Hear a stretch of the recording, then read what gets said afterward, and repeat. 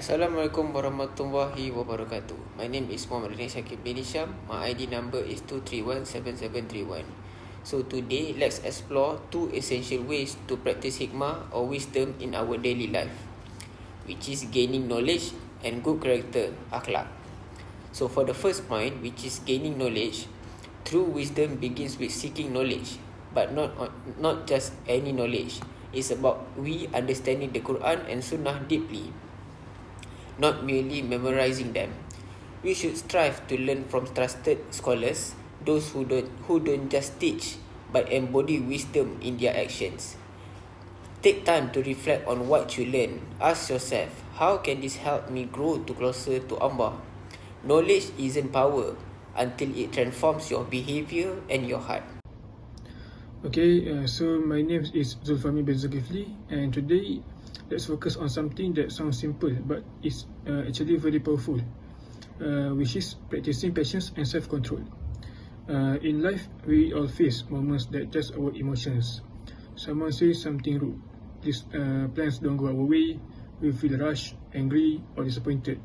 In these moments, we have a choice. Do we react quickly with frustration, or do we pause and respond calmly? Patience means waiting without complaining. It means allowing things to unfold without rushing or pushing. Self-control means managing our thoughts, words, and actions, even when emotions are high.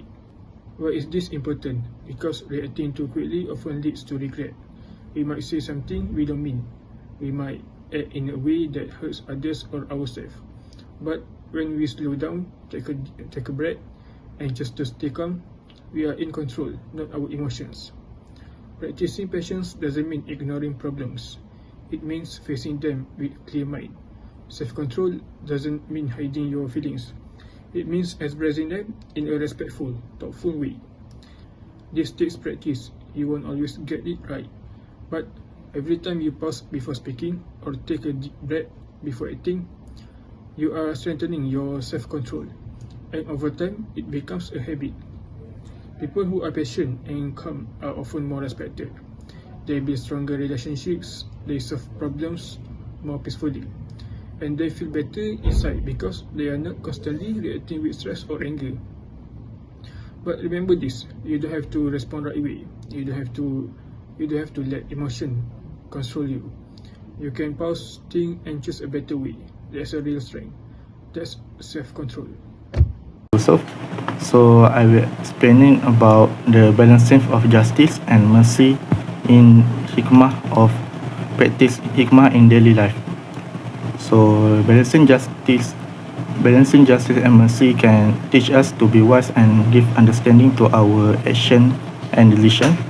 So first, we need to treat people fairly while showing compassion. So in Islam, justice and mercy is equally important. So when we deal with family or friends or other strangers, we need to be firm with our decision and also merciful for them. For example, if someone made a mistake, instead of immediately punishing them, we need to take a moment to consider their situation and offer for a correction. So the second one is avoid being too harsh or too lenient. So if you are too harsh, we might hurt others unnecessarily, but if you are too lenient, we may allow injustice or bad behavior to continue. So a balanced approach means that being firm when necessary, but also forgiving if the right thing to do. So lastly will be we should understand the situation before judging. Sometimes we jump to conclusion without knowing the full story. So hikmah teach us to pause, listen, and understand before we judge someone's action. We must ask ourselves, do I know everything, or am I being fair? So this thing helps us to avoid misunderstanding and promote the harmony in our relationship. So to conclude that, balancing justice and mercy is not an easy way to practice, but it can help us to build a stronger and more compassionate communities. That's all for me. Thank you.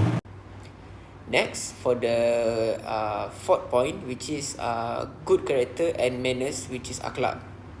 So alongside knowledge, your character is what defines your wisdom.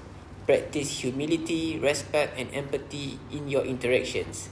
Listen more than you speak, and never shy away from learning, even from your mistakes.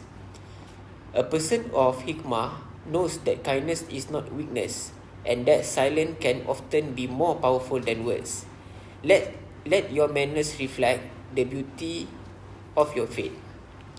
Last but not least, for the conclusion, may Allah bless us with knowledge that benefits and character that inspires. Amin. Thank you.